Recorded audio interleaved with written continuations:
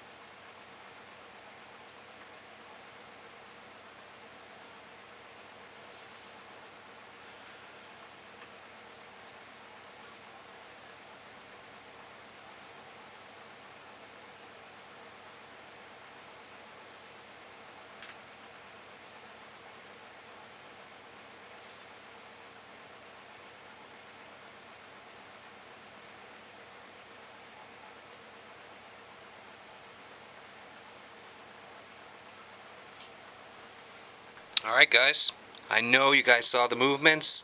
This is not fast forwarded or anything.